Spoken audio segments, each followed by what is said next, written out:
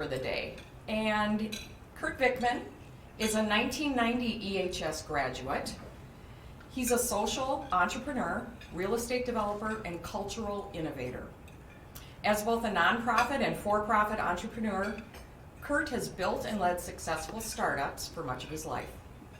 In 2002, Kurt founded the Upper Room on the belief that the church should not be just about educating people, but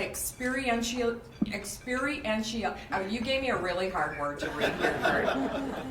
To engage them to be a force for good in the world. Over the course of the next 3 years, Upper Room would grow from a few hundred people to over 1,000 attending weekly. In 2011, Kurt founded an innovative social business in South Minneapolis called Grocer. As the country's first volunteer-powered grocery store, it is dependent on hundreds of volunteers to make fresh, quality food accessible and affordable for those in need. To date, Grocer has over 500 volunteers who work monthly as cashiers, baggers, and stockers in exchange for a 20% savings on their groceries. Kurt has a BA from St. John's University and lives in Minneapolis with his wife Jeanette and daughters Kinsley and Brooklyn. So please welcome Kurt Vickman.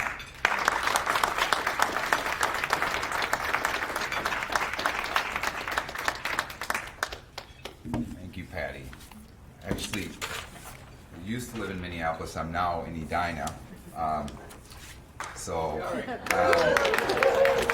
For whatever that's worth, I guess this would be the crowd you'd share that with. I walked in this morning and Patty introduced me to some strange man. I said, "So what's your connection to this place?" And he said, "Well, I'm the mayor." I said, "Well, that would, I guess, put you connected to this place."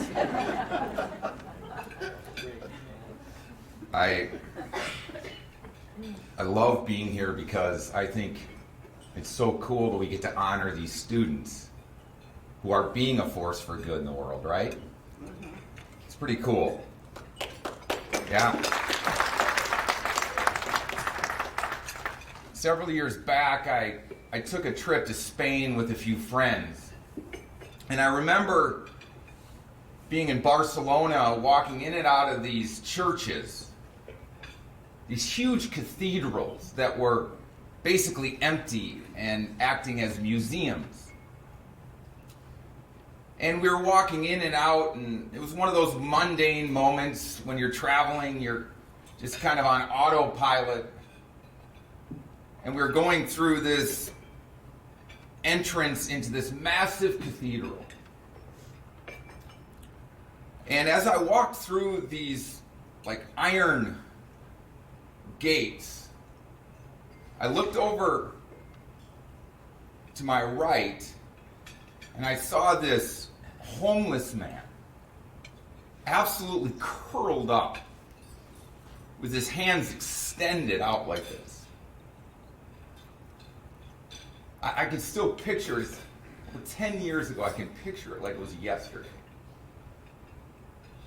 And in a moment, this mundane day turned into this internal conflict within me. I've got a picture of the man here.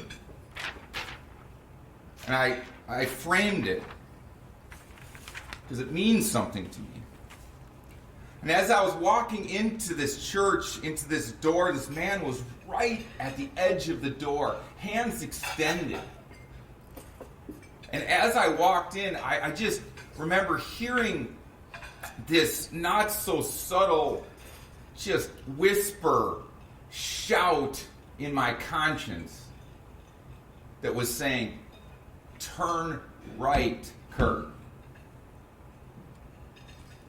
And as I walked towards him, my head was down and I heard this thing just keep repeating, "Turn right, Kurt, turn right, Kurt." And when I got up to that moment, as I tried to enter the church with this man sitting to my right, I just turned left. I can remember it. And I looked the other way as I walked through these doors hurriedly. And the reason I'll never forget that is because I knew that in that moment I should turn right. but instead I turned left. Have you ever been there? Where everything in you is saying, man, I know that there's the good.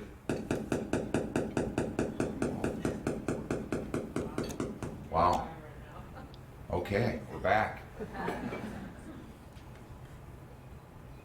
And so for me, it's just been this reminder that we move through this world.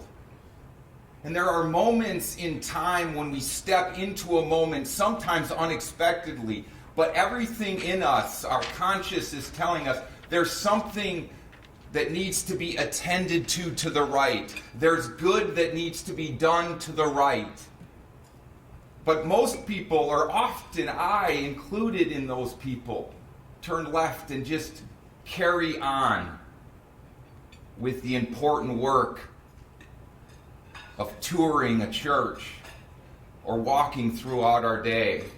And what I think is so cool about this morning is that we're honoring kids and students who have decided to turn right instead of left, right?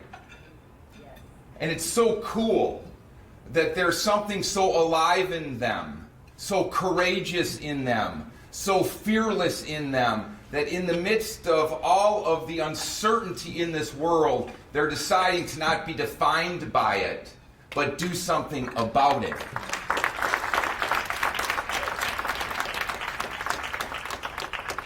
You see, I think one of the greatest activities of our life, or I would say maybe the greatest activity of our life, is the simple act of deciding. To make a decision. What are we going to do with our lives? Are we going to choose to act? Or are we going to choose to ignore? To participate? Or to just be an observer? To stay on the bench or to get in the game? To be in the arena? To do something? There's no greater thing than a human being who decides that in a moment there is good that needs to be done and has the courage to do it. And so this morning we say thank you to these students who have decided to do something instead of just talk about something. And so I wonder what it is for us today. What do we need to do that we're not doing? What are we ignoring? What are we turning left on instead of turning right on? I went to Creek Valley Elementary School. I'll never forget, in 5th grade, walking into my classroom. And I can remember right in back of the teacher's desk, there was a chart. It was a star chart. It had all the students' names in the class written on it. And mine was at the bottom, Kurt Vickman. I remember it. I could see it. I had 1 star on the chart. Everyone else had 7, 8, or 9 stars on the chart. I remember putting my head down.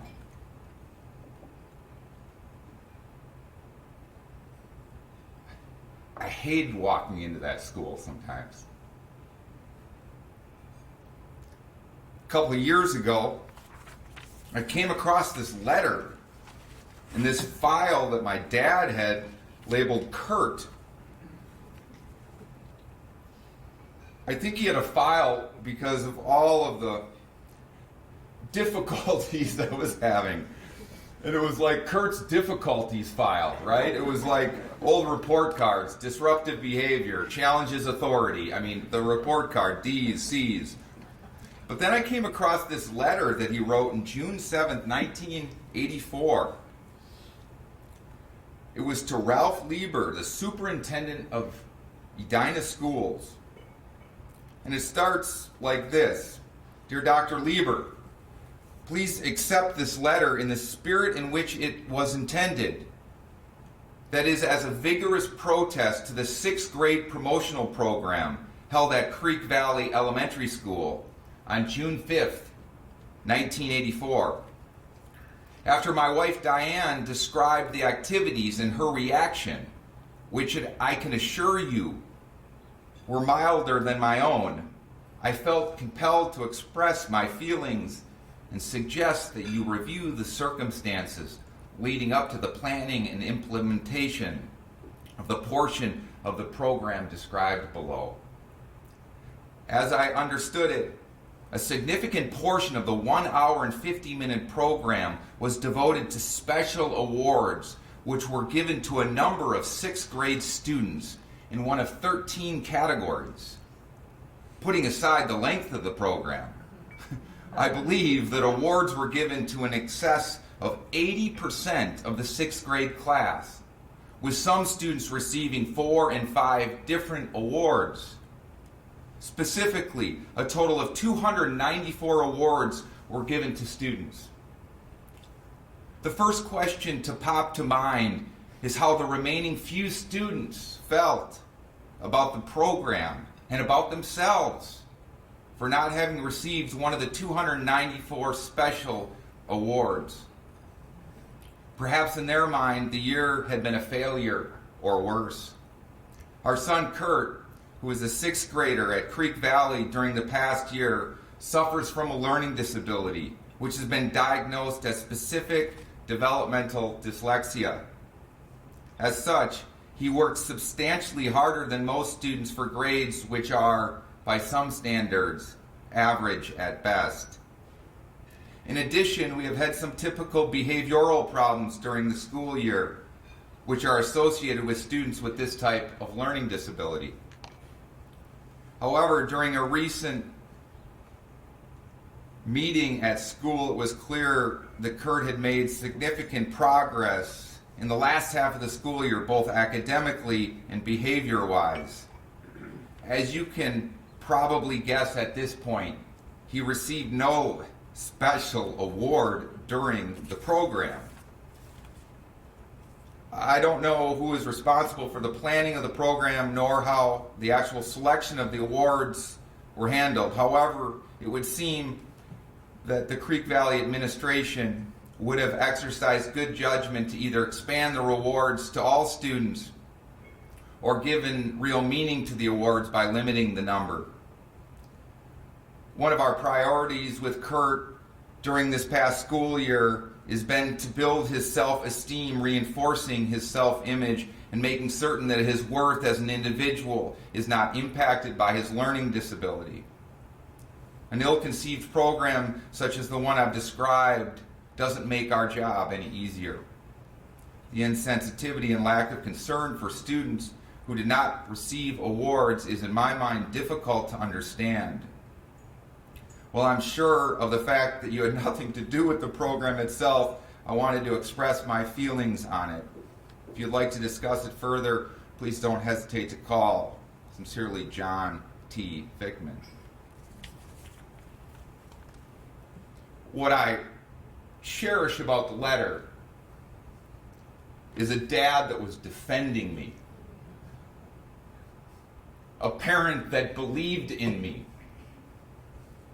You see, I don't think there is any greater responsibility of a parent than to believe in and defend their children, even if they're struggling, even if they never even receive a special award.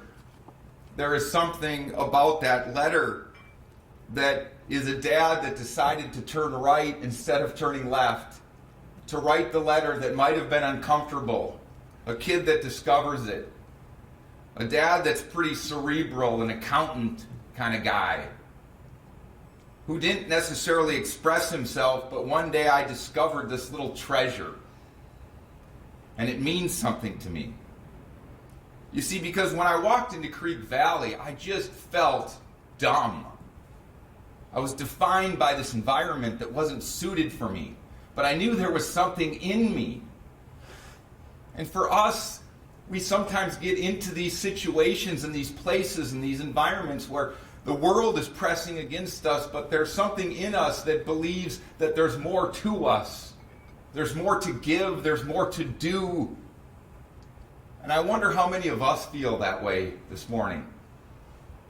It's cool to look at these students and know that they're stepping into a world that they want to not just be defined by, but to define. There's a lot of people commenting from the cheap seats, and very few people who are willing to step out onto the playing field and do something about it. So to these students, we commend you, we follow you, we're inspired by you. I remember being a sophomore at St. John's my sophomore year, and it was back when there was no books on tape, and I remember calling my mom, as you do when you're in college. You call them for either money or you're distressed about something. And I was distressed, and so I called her and I said, Mom, I'm in this class, and I've got this book to read, and I've picked it up 3 times, and I just can't get through it. I had one of these, I'm not a great reader, Mom. I've never been a great reader. I don't really read very well. Even when I'm reading this thing from my dad up here, I'm half nervous. I just don't like to read. And I was just expressing this. I could just hear my mom's voice kind of half heartbroken on the other side. And in this moment, I got off the phone and proceeded to go to bed. And I woke up the next morning, and I heard this knock on my door. And I'm, up in St. John's at Collegeville, an hour and a half from here. Open the door. It's my mom. It's like, Mom, what are you doing here? She had this big, never even seen anything like it. It was like this huge recorder in her hands. Mom, what is this? She's like, well, Kurt, I drove through the night and I went to the Library of the Blind in North Dakota.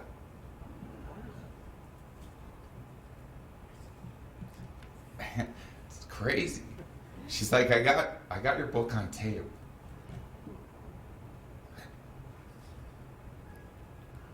was so cool. So cool. I can remember it like it was yesterday. And she actually found this book on tape, and it was like this 4-track tape recorder, because that's what they used. And I remember I got these headphones on, listening to this book on tape, not really understanding fully at this moment how much this meant to me. But it was so cool. My mom just wanted to help me. She wanted so desperately for me to believe in myself. And sometimes there's moments in life where we stop believing that we've got something to contribute, that there's something greater in us that the world needs. And I grew up mostly thinking that was true.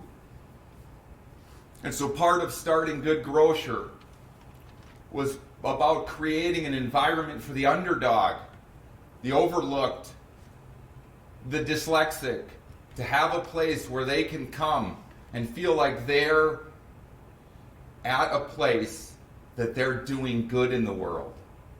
They're contributing. And so Good Grocer has all kinds of people with disabilities showing up, blind people, dyslexic people, disenfranchised people, disempowered people. And the whole goal of it is to say, you know what, I know the world's overlooked you, but we see you, and we see the good that's in you, and we want you to contribute to a place that's being a force for good. And I think in so many ways the world is in desperate need of that.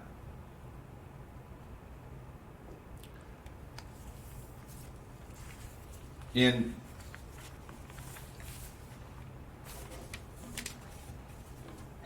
September of 1989, it was my junior year of high school, my mom found a lump in her breast.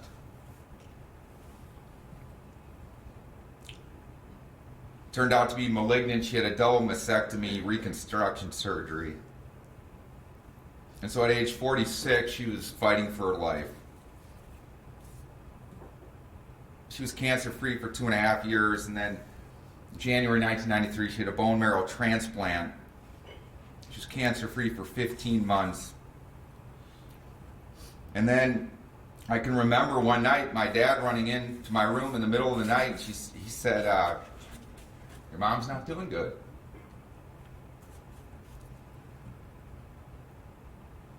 I remember our house in Edina, my ambulance pulled up. I just out of college at this point. I went to Abbott Hospital. My mom died the next day.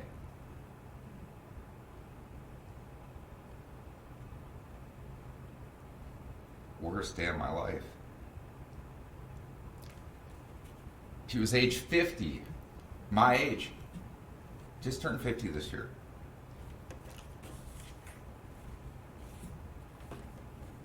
And I remember her saying, "Well, Kurt," as she kind of battled it, I've got this picture of her up here. It's a pretty awesome picture. I keep it. And Kurt, it's going to be okay. She had a faith, which was cool, and she said, I'm in a win-win, Kurt. It's going to be all right. So I remember being at the graveside at Lakewood Cemetery, and a friend of mine gave me this little thing, and I opened it. And it's a gold necklace. It's one of my most prized possessions. And I opened it, and it says it said Kurt, and on the flip side was this little note from my mom. She had it made before she died. She gave it to us at her grave. It said, "My love will always be with you." It's so cool.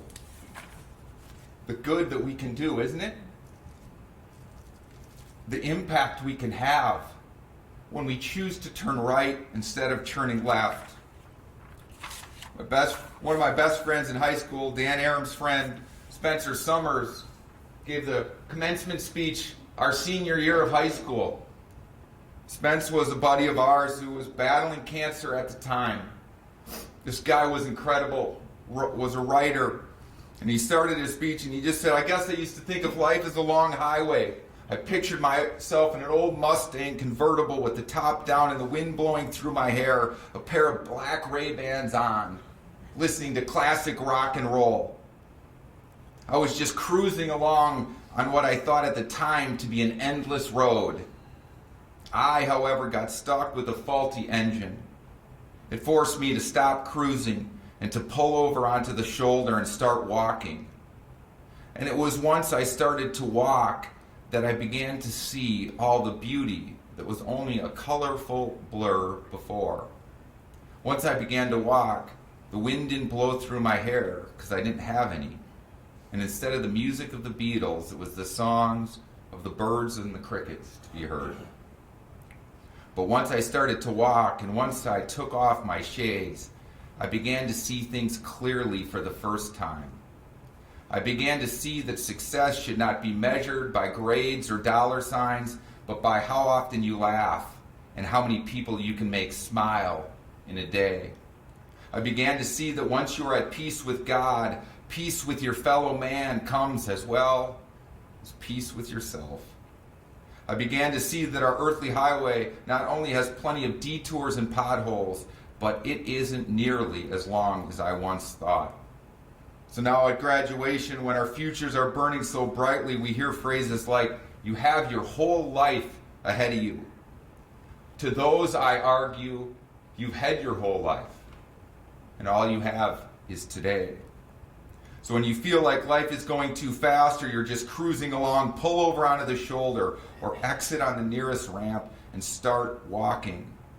Start seeing what you're missing, and better yet, start laughing at all those stressful sports cars zipping by. Because in a very marginal pun, if you're in the fast lane, the passing lane, you're not in the right lane.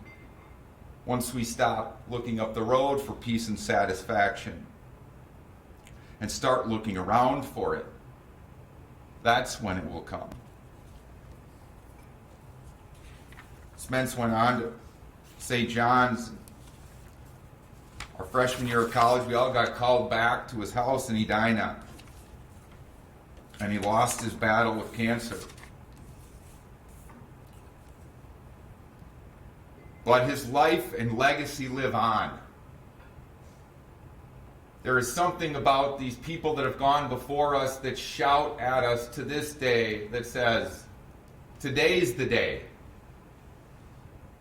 Not tomorrow, but today. And so the other day I walked to Lakewood Cemetery. I went to visit Spence's grave. And I stood over that. And then I went up the way and stood over my mom's grave. And I looked down and saw the day that she was born, November 22nd, 1944. And then on the right side, October 14th, 1995. Diane L. Vickman. And as I looked down in this tombstone, what struck me is there was one thing on the tombstone that was the smallest, most insignificant thing on it. And it was this little dash in between the day she was born and the day she died. And it's the little most insignificant thing on that gravestone that is the most important.